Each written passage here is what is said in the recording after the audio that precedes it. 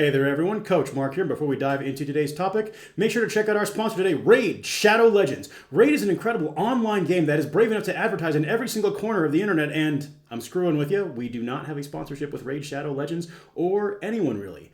But make sure to find me over on Instagram as Coach Mark Estrubio. I offer one-to-one coaching, it's what I do full-time, and the odds are very good I'd love to work with you. But with that being said, let's dive in. Today we're going to be talking about how Giovanni won the scary strength in the open men's super heavyweight class and how he did this without even needing to do the stones. So the events at Scary Strength Returns this year were pretty straightforward for the most part. The first one was a log and axle overhead medley just back and forth on the two implements, both loaded to 275 pounds. Then it was a deadlift medley where you went from an axle to a barbell to a wagon wheel deadlift, and the idea was you would rep out the wagon wheel deadlift. The weights went 500, 550, and then 600. Then it was a 700-pound yoke walk for 50 feet, just fastest time wins. Then a carry medley, which we're going to dive into a bit more when we actually get to the slide discussing training for that event, as this was an extremely unique one. And then last but not least was a stone loading series where it was 4 total stones. The first 2 were to be shouldered, and then the last 2 were loaded onto a podium. The weights went 240, 275, 300, and then 365. Just like every other video in this series, something I always want to start with is discussing the athlete themselves. Giovanni and I have been together for roughly 12 weeks now, and he came on board already with an extremely high level of static strength. As an open super heavyweight athlete, one of the big things I focused on with him was not just improving his 1-rep maxes, but getting him better rounded overall, especially when it came to his conditioning and relative efficiency on the movements. So with that in mind, training revolved heavily around top sets and skill-focused back-offs, such as hitting a heavy 8 and then backing off and doing smooth 8s at a slightly lighter load, as well as EMOM work and just accessories that were close but different to help carry over to the main events. You've seen this slide before if you've been on the channel for any amount of time, but I think it's always worth mentioning. When it comes to peaking for a strongman competition, I'm a big believer that this is a square peg and round hole type situation. Whereas in the off-season, it gets a little more bespoke, a little more customized. When it comes time to prep for a show, what you're doing is forcing yourself to adapt to the competition. And then in the off-season, you're building the best possible version of yourself who can then handle the rigors of prepping for future competitions. Now, recognizing Giovanni and his situation, when it came to his training, there wasn't anything too complicated. Honestly, training for this show overall was fairly straightforward, except for the carry medley. In terms of the split, we ran a pretty typical peaking split, which is a pressing day, a deadlift day, squat and lighter press, and then true event work.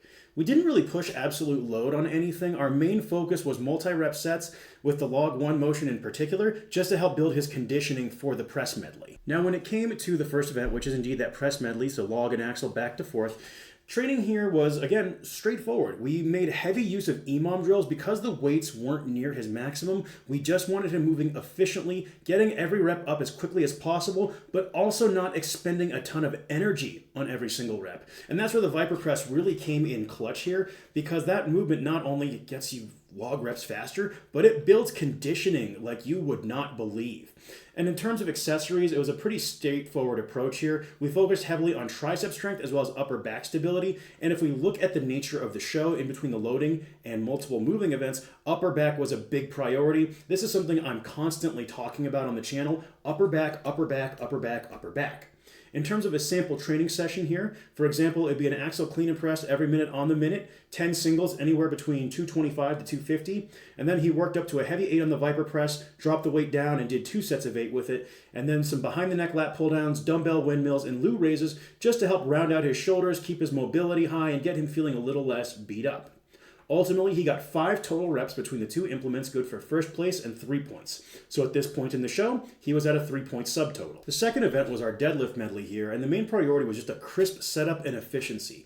Giovanni had plenty of strength to spare, so just like in the overhead medley, our main focus was getting him into position very quickly for every rep. Accessories were pretty bog standard, rows, shrugs, and just general core work.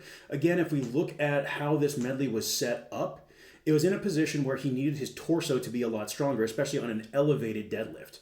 In addition, you had the yoke and odd carry medley and stones, so again, torso strength was our potential limiter more than anything here.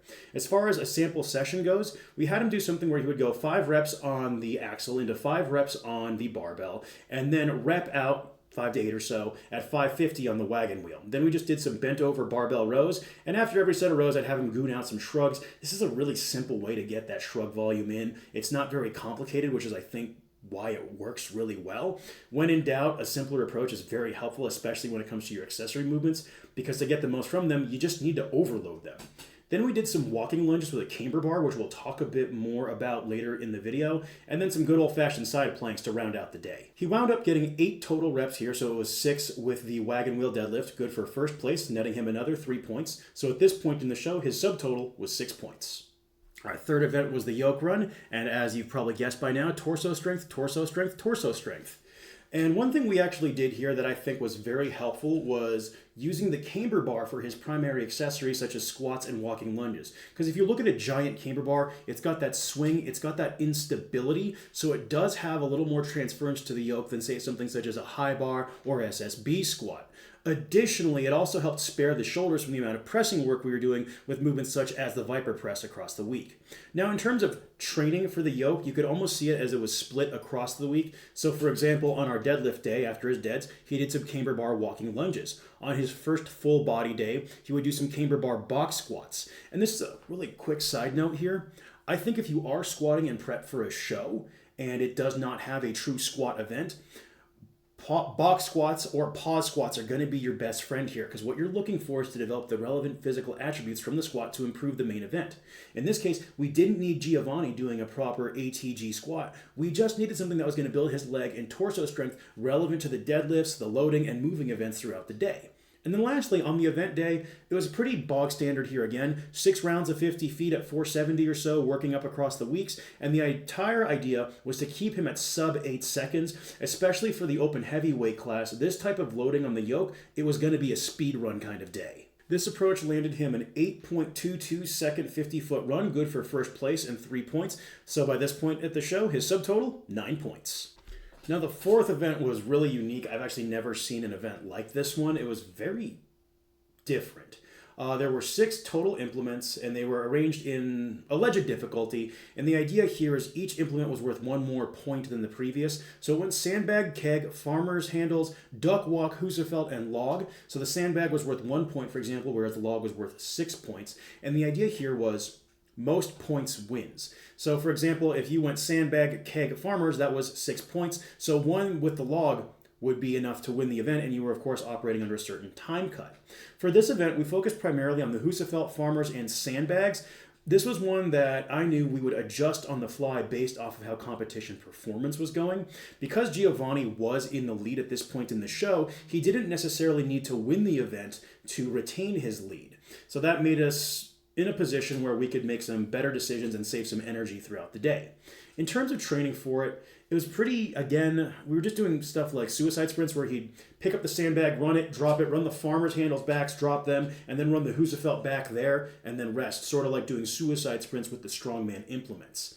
Now, because of how the day shook out, it was a situation where by the time he was up, he only needed to get 4 points to finish second place and retain his lead across the events. So that's all we did. Recognizing this, we opted for the farmer's handles and then the keg thereafter. He just felt a bit more confident with the keg over the sandbag. And ultimately, he got 5 points, good for second place, and 2 points. So his subtotal at this point in the show, 11 points. Last but not least was the 4-stone medley. And when it came to training for this, it was just heavy use of upper back work as well as a little skill work. Very straightforward compared to, say, the carry medley, which was just an odd event overall. So, for example, in a single session, he might do something where he ramps to a challenging 5 over bar, and then he would do 6 sets of 1 to the top of every 90 seconds with that same weight. Now, it's worth mentioning by this point in the competition, Giovanni had already mathematically won the show. He had a 4-point lead in a 3-man field, so even if he had zeroed, he would have walked away with the win for the day.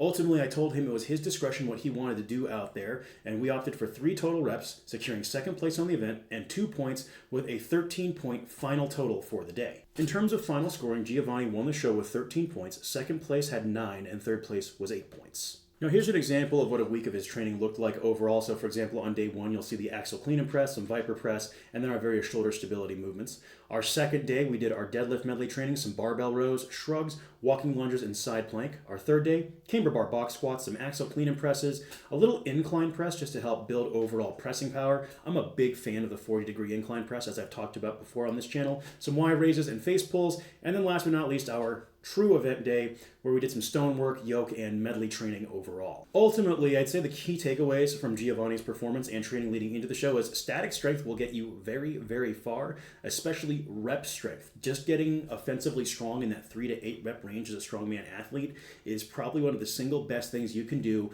if you're trying to orient your training in general. And then adding in some skill and efficiency work is how you're going to save energy on every single rep and rack up points. If two guys get the same amount of reps, the guy who's more efficient is going to have more energy for later events in the show, which can make a really big difference when you're 3-4 events deep. Ultimately, you want to do as little as possible to secure the win when it comes to competition day, which is why, for example, on the carrying medley with Giovanni, I told him, you just need to get X amount of points. Don't worry about winning the sodding event. That wraps up everything I've got for you fine folks today. I hope you found this one useful. If you have any comments or questions, hit me down in this comment box below. Again, offer one-to-one coaching. It's what I do full time. Odds are good I'd love to work with you, but I'll see you folks in the next video.